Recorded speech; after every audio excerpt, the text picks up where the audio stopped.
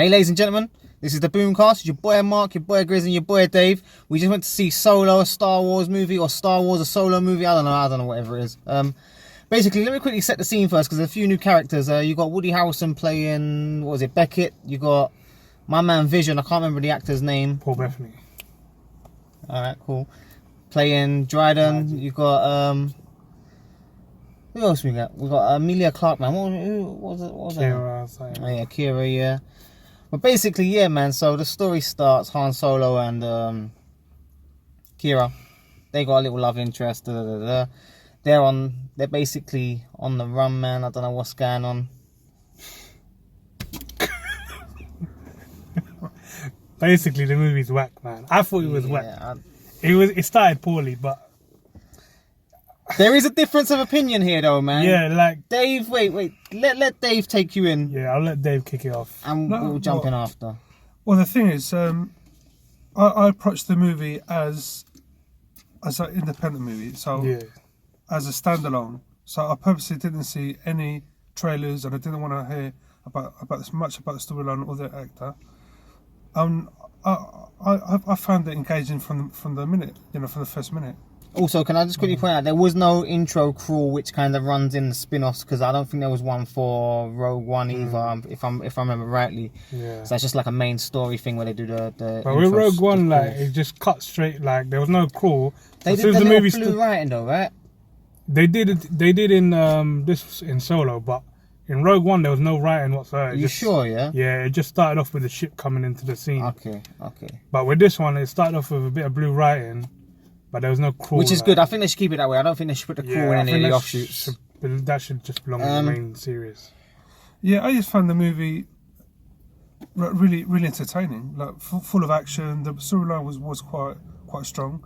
And I know you guys didn't like the interpretation of Han Solo, but I reckon this guy did a really good job. I mean, other than getting remade digitally, I don't think you could have found someone to interpret that role. The thing is, here's my issue, because if you think like in the first ever Star Wars movie, right? So Woody Harrelson's like, he's got to be about 30 in that movie, and the dude in this movie looks about 30 or so. It's like I thought they was gonna do like an earlier.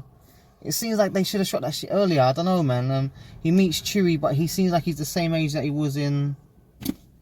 So it's difficult to tell where this film is actually set, because personally I think it's set in between episode 3 and 4, which kind of makes sense because you see Ford come into the movies in number 4, right? Yeah. So I think it's set just before 4, because then you see that he goes to say like he's gonna meet a big gangster. Like, yeah, no, I can take that. And that's Jabba the Hutt. Yeah. So who shot first? Greedo shot first, man. But then what confused me was the appearance of Darth Maul. When that came in, I thought, well, it must be just before Phantom Menace. I felt like they was clutching at straws with that Darth Maul thing, though, man. I don't think that was necessary. It was like a little cameo appearance, wasn't it? But I don't think it was necessary, man. But I think, go on. The thing is, I think the movie started off really well. Like, it kept me entertained for the first hour easily. But then it started to drag on a bit. Yeah, there was a certain thing, like right at the beginning, man, like they had this big set piece where it's like they're on a train and they're trying to get this cargo off a train. And spoiler, but pretty much all of them motherfuckers die. And 20 minutes into the movie, if they're new characters and you don't know who they are, like you don't really feel for them, so it kind of took away from that, like from you even caring about it. I don't know if you was the same, man, but I just felt like, who are they? For me, like, when the first scenes are like him and the girl, like, and you think okay, but then that dies out, and then they start with him like with this crew trying to do a heist, and with Woody Harrelson and Thandie Newton. Well, I'll tell you what spoiled it for me from that scene, and I don't understand why they did it. To me, it was a train robbery. So the whole point of being a train robber is to be discreet.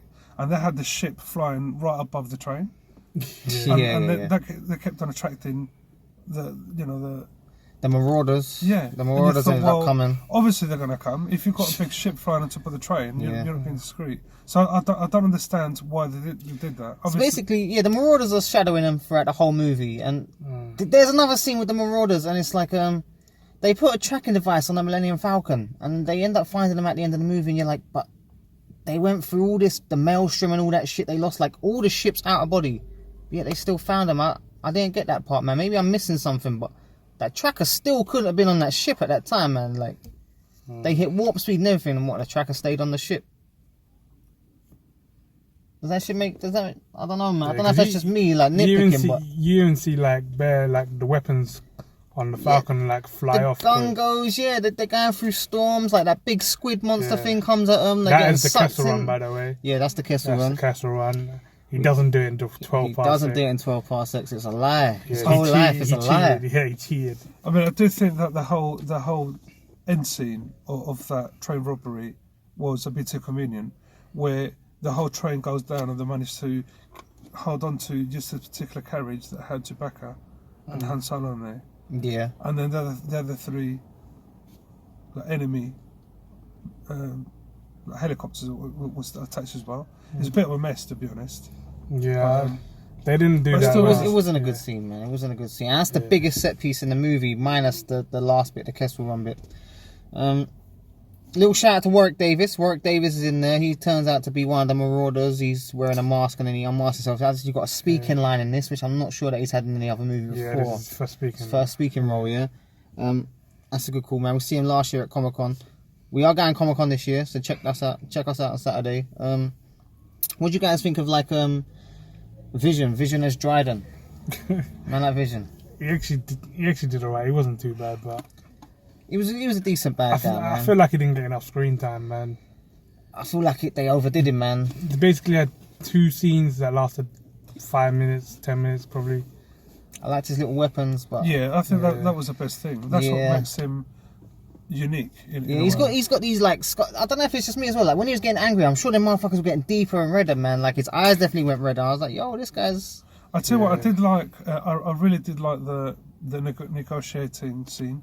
You know when they messed up and they got to try to save themselves, and I really liked the way that there was a lot of tension there because like you didn't know whether they was gonna come out there alive because obviously they're building this guy up to be this big bad monster. And that's why I said about Han Solo. I think that his cockiness came through, and I think it was a good scene for him. I just feel like he could obviously you're not gonna match the OG. Yeah, but like Harrison Ford. Yeah, he ain't stepping next to Harrison Ford. He did okay. He did okay. Yeah. I mean, to let's be honest. I think Han Solo and Harrison Ford were a big part in making those original 3 Star Wars movies. That's why I feel they've messed up, man. Because this is like the first one is based around like a character, like a main character from the original franchise, and I feel like Han Solo had probably one of the best stories that they could have done. And I feel like they totally flopped this movie. I think, the big problem is? It's the timeline, yeah? Because the way they portray Han Solo in this movie, it's like he's supposed to be a young Han Solo. Mm-hmm. But it looks like, he's the whole time frame, it looks like he's the same age as he was in episode 4. So I would argue Harrison Ford actually looks younger than this guy does. Then how long, what's the time period between this story and what we know of him? Well, it could just be 1 year, to be honest, couldn't it? But then that's not much of a big difference, like 1 year. Yeah, I don't like the origins. It feels like because him and Chewie had that bond in their movies, and it's like they were just getting to know each other in these movies. It doesn't seem like a long enough time. They did have a bond by the end of it, don't you think? In this movie. Alright, enough about Han Solo, man. Because I don't think the guy was great. I think he was good. He was rubbish. You didn't like him. I called it from what do you think about Lando and the new robot L3? Obviously, they got a habit now of giving like these droids the funniest lines in the movies, and I feel like they flopped with L3 because they was just trying to make her funny. I thought it was Brianna Tarth at first, but it turns out it's not. To be honest, the affection that he had with her was a bit disturbing. I mean, it was almost like it was a bit weird. Yeah, it was a bit of a mess. I think the sport there. At the end of the day, it's a droid. Yeah. Let's not try to make it too humorous. But Gambino played that role well, man. Like I gotta give you that. Like as a young Lando, played that shit well. I get it. Lando definitely wanted to fuck that robot though. Yeah, it seemed like it. Yeah, there was jokes made about it during the movie, and then at the end, it's like, oh, maybe he did want to bash it. Like he wanted it. L3 looked like Robocop, do you think? yeah. R.I.P. L3. Gambling scenes, man. Obviously, there's two Well, I can't remember the name of the card game that they play, man. But there's 2 card games that go on. Yeah, that'll do it. Sakar. Is it Sakar? Anyway. Is that for Ragnarok? Fuck knows, man. But I can't remember what it was. Yeah, they play 2 games. Obviously, Han loses the first one. In the second one, he wins. That's how he gets the Falcon. But basically, Lando cheated. Cheated, yeah. And Han found him out, sussed him out, and won at the end. He won fairly though at the end, didn't it? Yeah. Well, yeah. He stole the dude's cards, man. I feel like he stole that. He was cheating with. Yeah, I feel like he stole that. He's like, if you had this green to car, whatever. But he stole it out of the actual mechanism. I feel like he's had that on him. He didn't use it to win though. Yeah, he didn't use it to win. You don't think he? No, he said if you had this, you would have beat my card. I thought he used it to win because that's what I thought. He took it from him, and that's why he's like, oh yeah, if you had this, he held it and then put his card down. That won the game, and he said, had you had this card? Why did no one call him out on that? I'd be like, where did you get that card from? Why have you got an extra card? No one called him out on that. He didn't use it in the original game. But why has he got it? It should be in the deck. Yeah, but he didn't use it, innit? It doesn't matter. You can't just be taking cards and hiding them. You have to the game though. Someone should have called him out on that, man. Fuck that game. He shouldn't get that Millennium Falcon. But he did rock that Millennium Falcon, man. I don't know, man. Overall, man, what you guys saying about the movie? Like, Emilia Clarke was her acting wasn't great, but she was pretty, man. She's pretty in every movie. Yeah, alright, cool. What would you give the movie, man? Like, I know you got to this thing where we're doing it out of 10, man. Like, out of 10. It got better towards the end, so I'm gonna give it a 5. Dave? I'll give it 7.5 or 7.5. Maybe even 8. Because the thing with this movie, it brings me back. I mean, yeah, that's fair. You know, I grew up watching the original 3. I mean, I only see the originals like 3 years ago or something like that, so... And when I say the original 3, I mean episodes 4 to 6. You know, I think that the effects were more old school. Like, to me, a lot of the effects in this movie were 3D, were physical models rather than computer graphics. I thought there was a bunch of CGI in this, man.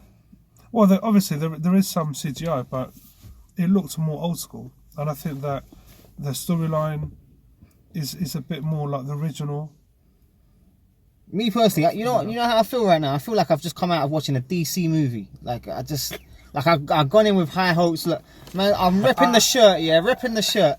Gone in with high hopes, and I've come out thinking, I don't know if they do a Yoda spin-off, is it going to be good? Like if they do a Boba Fett spin-off, is it going to be good? They're milking it with this Star Wars story. Like Rogue One was actually decent. I'm not gonna lie. Rogue One was a solid fucking movie, yeah. But this one was a letdown. That's because the main character was sick. They fucked up one of the worst, one of the best characters, man.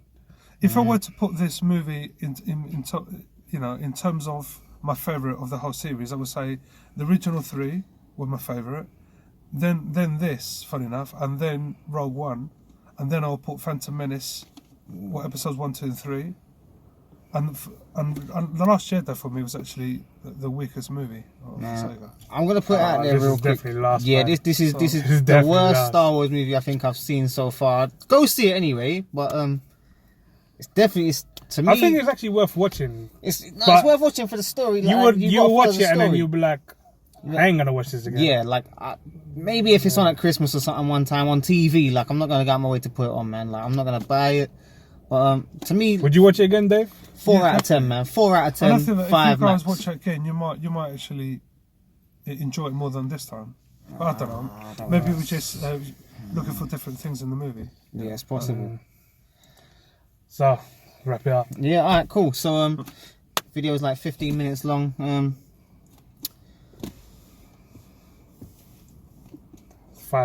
I gave it a 5 out of 10. 5, 7.5. 7.5. Yeah. And I give it a 4. Yeah, alright, cool. Anyway, that sums up this review for, is it Star Wars a Solo movie or Solo a Star Wars movie? It was Solo a Star Wars story. I think Solo a Star Wars story. Yeah. Alright, cool. Till next time, your boy Mark, your boy Grizz, your boy Dave. Boom! Everybody come on!